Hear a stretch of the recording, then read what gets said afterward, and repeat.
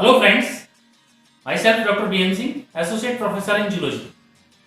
Friends, क्या आपने सोचा है कि एनिमल्स के अंदर कम्युनिकेशन कैसे होता है, उनमें सूचनाओं का आदान प्रदान कैसे होता है?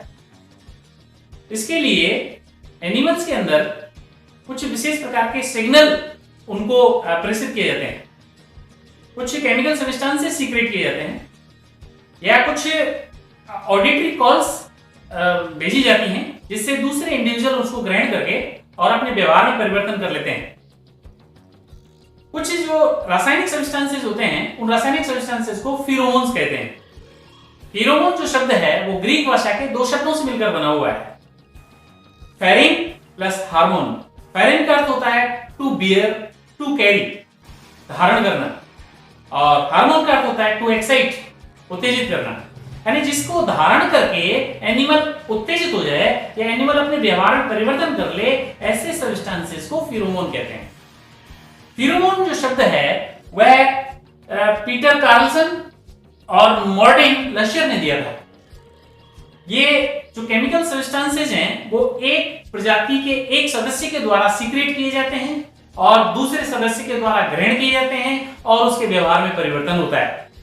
दूसरे शब्दों में कहें तो the chemical substances secreted by one individual and received by another individual of the same species are called as pheromones.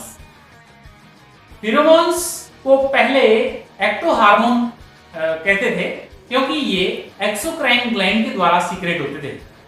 Exocrine gland वो ग्लैंड होती हैं जो शरीर के बाहरी हिस्सों पर जैसे त्वचा में स्थित होती हैं और वो हवा के माध्यम से इन एक्टोहार्मोन्स को सीक्रेट करते हैं और उनको हवा के माध्यम से वो ट्रेवल करते हैं। लेकिन बाद में कार्लसन ने इनका नाम फिरोमोन दे दिया। ये स्पीसीज स्पेसिफिक केमिकल सब्सटेंसेस होते हैं। स्पीसीज स्पेसिफिक का मतलब है कि एक विशिष्ट प्रजाति के अंदर के सदस्य ही इस हार्मोन को ग्रहण कर सकते हैं अथवा सीक्रेट कर सकते हैं। दूसरे प्रजाति के सदस्यों का इससे कोई लेना देना नहीं होता। ये हवा के द्वारा ट्रेवल करते हैं, जैसे हार्मोन ब्लड के माध्यम से ट्रेवल करते हैं, ये फिरोमोन जो है वो हवा के माध्यम से ट्रेवल करते हैं। ये ऑल्फैक्टरी या ओरली एक्टिंग सब्सटेंस हो सकते हैं। ऑल्फैक्टरी का अर्थ होता है कि ये सूंघ करके इनको पता लगाया जाता है और उसके व्यवहार में परिवर्तन होता है। ओरली एक्टिंग वे सब्सटेंसेस हैं जिनको मुंह में लेकर के यानी चबा करके या खा करके वो प्राणी जो है अपने व्यवहार में परिवर्तन करता है। ये दो प्रकार के प्रभाव जताते हैं, इफेक्ट करते हैं। एक तो है रिलीजन इफेक्ट, दूसरा है primer effect. Religion effect rapid response होता है, क्विक रेस्पॉन्स होता है, जो हाईली वोलेटाइल फिरोमोन्स के द्वारा स्रावित होता है। ये फिरोमोन सबसे पहले उनके केंद्रीय तंत्रिका तंत्र को उत्तेजित करते हैं। केंद्रीय तंत्रिका तंत्र फिर उसके बाद उनके व्यवहार में परिवर्तन करता है। दूसरा primer effect. Primer effect takes time, ये लॉन्ग ड्यूरेशन के लिए होता है और इनका इफेक्ट स्लो होता है। ये फिरोमोन सबसे पहले प्राणी के या रिसीवर के फिजियोलॉजी में चेंज करते हैं। उस फिजियोलॉजी से फिर सेंट्रल नर्वस सिस्टम में चेंज होता है, सेंट्रल नर्वस सिस्टम से फिर उनके बिहेवियर में चेंज होता है। इस प्रकार से लंबी प्रोसेस के कारण ये दिस टेक्स टाइम। इनको रोल के आधार पर, इनकी भूमिका के आधार पर इनको 7 कैटेगरीज में बांटा जा सकता है। नंबर 1 कैटेगरी है सेक्स अट्रैक्टेंट्स। ये ऐसे सब्सटेंस होते हैं जो एक प्रजाति के सदस्यों को मेल अथवा फीमेल अथवा दोनों के द्वारा स्रावित किए जाते हैं अपने काउंटर पार्टनर को अट्रैक्ट करने के लिए।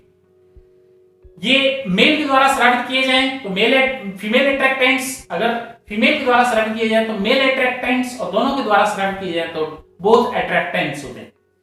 जैसे कि ये बॉम्बिक्स मोराई यानी रेशम के कीट के द्वारा स्रावित होता है, और गिप्टल ऐसा फिरोमोन है जो जिप्सी मॉथ के द्वारा स्रावित होता है।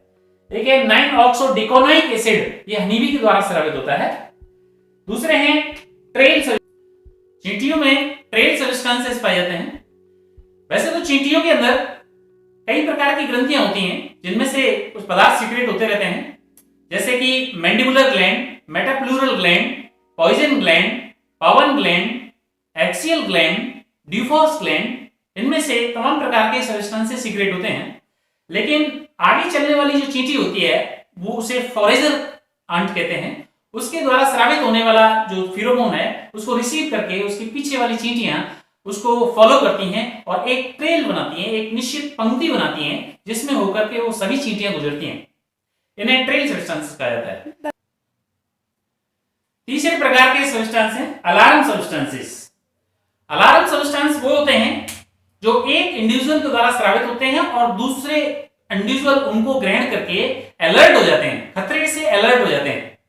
जैसे किसी इंसेक्ट को मरने के बाद उसकी बॉडी में से इस प्रकार की स्मेल, ऑडियो फैलती है हवा में कि दूसरे इंडिविजुअल उसको लेकर के अपने एनिमी के खिलाफ वो अलर्ट हो जाते हैं और अपने आप को सुरक्षित कर लेते हैं।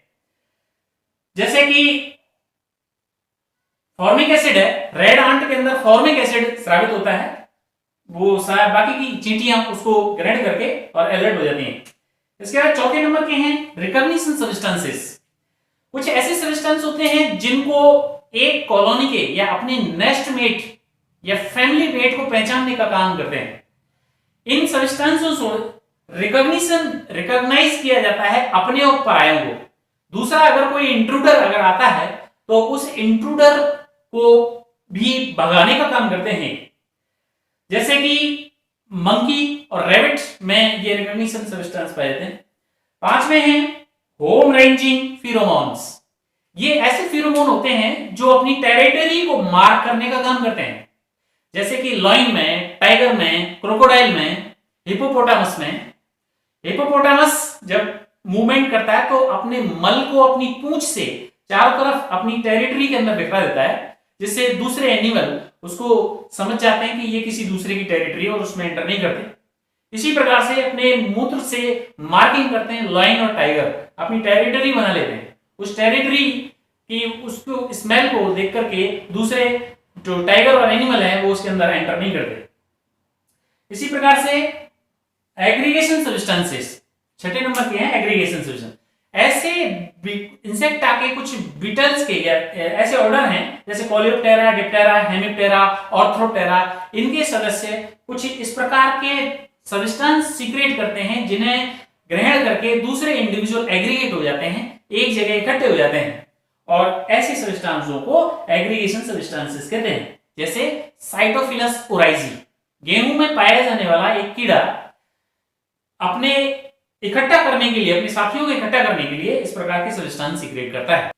सातवां है कास्ट डिफरेंशिएशन सब्सटेंसेस। ये ऐसे सब्सटेंस होते हैं जो किसी जंतु की एक ग्रुप के अंदर कास्ट निर्धारित करते हैं। जैसे हनीबी के अंदर कार्ल वॉन फ्रिस ने यह बताया कि रानी बनाने के लिए उसको एक विशेष प्रकार का भोजन दिया जाता है जिसे रॉयल जेली कहते हैं।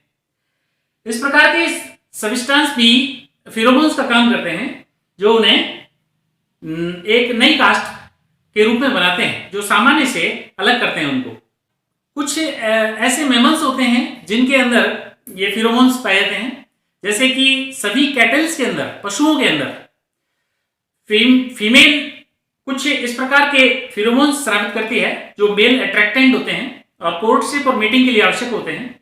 जैसे मस्क डियर है, कस्तूरी मृग है। कस्तूरी मृग के अंदर कस्तूरी जो होती है वो मेल के अंदर होती है और वो इस प्रकार की स्मेल स्रावित करती है कि वो फीमेल को अट्रैक्ट करने का काम करती है।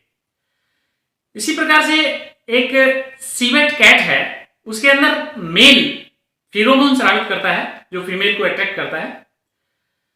अब इनका सिग्निफिकेंस क्या है? मानव के लिए फिरोमोन्स का सिग्निफिकेंस क्या है?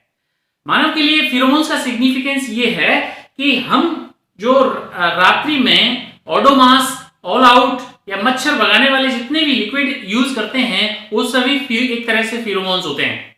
वो मच्छरों को रिपेल करने का काम करते हैं। ये मॉस्किटो रिपेलेंट होते हैं।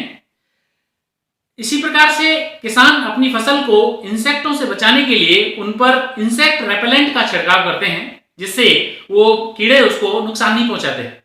वो इंसेक्ट रिपेलेंट न केवल उनको भगाते हैं बल्कि उनकी लाइफ साइकिल को भी डिस्टर्ब कर देते हैं, उनमें मेटिंग बिहेवियर को डिस्टर्ब कर देते हैं, जिससे वो उनमें उनकी पॉपुलेशन कंट्रोल हो जाती है और उनकी फसल बच जाती है।